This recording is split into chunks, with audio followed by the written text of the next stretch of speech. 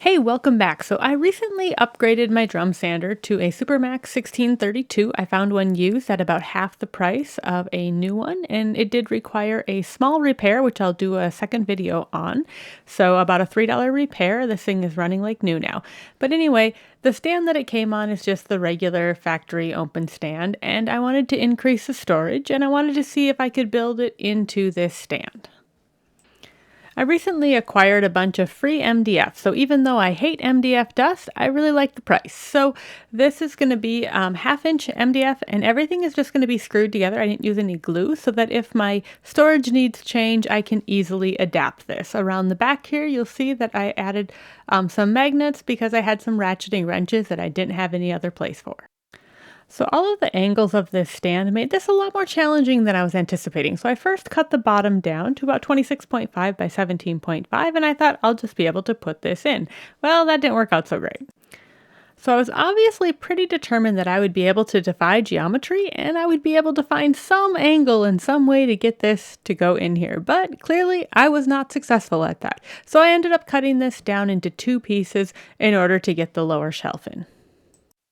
Since this drum sander is a pretty popular drum sander, I'll be giving you dimensions. So if you happen to have the SuperMax 1632, then you could make something like this. If you have a different tool stand, hopefully you can still adapt the same concepts, but obviously the dimensions will not be the same.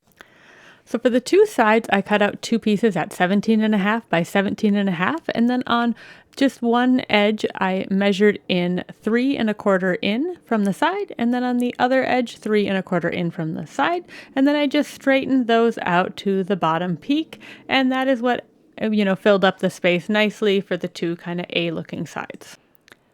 Fortunately, the edges of this will be completely covered by the metal part of the stand, so these do not need to be pretty. So I just chose to run these through the bandsaw as my quickest option.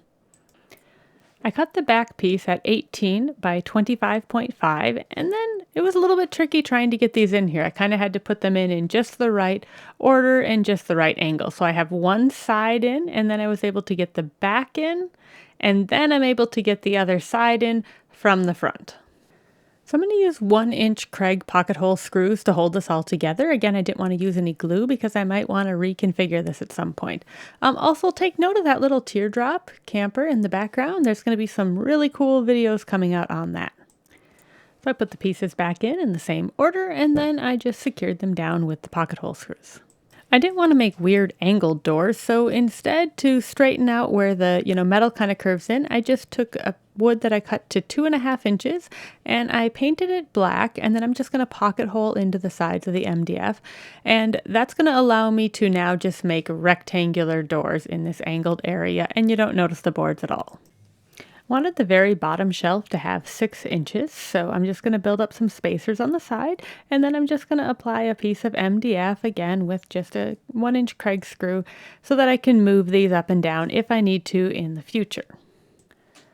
So the next shelf is 14 by 25.5, and I again thought that I could get this in one piece and quickly realized that I had to cut it in half again. So this time I chose it to cut it in half the other direction so that on the far sides with the MDF, I could secure 2 screws down to kind of lock them into place. The top shelf is 11.5 times 25.5, and again I cut that in half to be able to get that in, and I spaced this up 4 3/4 inches, and then I just repeated the exact same process. I used a 1/2 inch round over bit to make the doors look a little bit better than just standard MDF. So whenever I'm at a reclaimed store and I find that they have some nice door hinges, I just pick a bunch up. So these were all like 25 cents each, so I have a whole drawer of them. And this is the first time that I used the Kreg jig for, being able to mount these, and it was really helpful. The only problem is that this is 1/2 inch MDF, and you really probably want at least 5/8 or 3/4 inch material. So I had to undercut these just a little bit in the jig so that I didn't poke through on the other side, but the hinges still went in just fine. The only disadvantage to using door hinges that come from a reclaimed store and were already used once is sometimes they can be pretty messed up on their settings, and that's kind of how this was. So I really had to play around with the adjustments within the hinge once I had the doors mounted to make sure that I had a really nice fit. So after I mounted and adjusted the doors, I just hit all of the MDF with a little bit of boiled linseed oil. I think this gives it just a little bit more protection, and I like that it makes the color a little bit darker. These magnetic strips are from Harbor Freight. They're a great value, and I have them in multiple places around my shop. I always find that if I can have things hanging up in view, I do much better than if I put them in a drawer and I, forget that I have them. I do really love when everything has its place. Now, if I just actually put things back in their place, that'd be great. So I also have a whole bunch of different door handles that I've picked up at reclaimed stores over the years. So I select two that I like, and I have this little template that's actually from IKEA, and I figured out the spacing, and it was going to be at 320 and 32. Now, I made a really stupid mistake because this template can be flipped over, which is great because I'll have to flip it over to do the next one. But I didn't realize that the 32 part is right next to the 0. So there's a 32, 0, and a 32 again. So I figured out that I needed 320 and 32, and then when I actually drilled the hole, I put it through the wrong 32. And of course, instead of double checking my handles when it was just a tiny little pinhole, I decided to drill the big holes through before checking. So instead of something that you wouldn't have been able to notice at all, I do have 2 extra holes. Now, sometimes I kind of figure when I screw up on a shop type project, then that's going to stick in my mind. So when something matters later, hopefully that's fresh in my head and I don't make that same mistake. So here I've noticed my error and I'm trying to figure out where I went wrong. And then I realized the whole 232 situation. So if you do have a template like this, just be really careful and always double check things.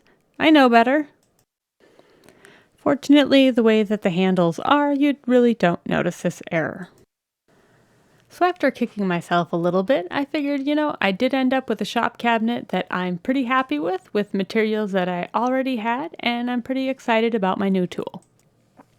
So if you're enjoying my work, please like and subscribe and follow along so that we can all hopefully learn from each other's mistakes. Happy building!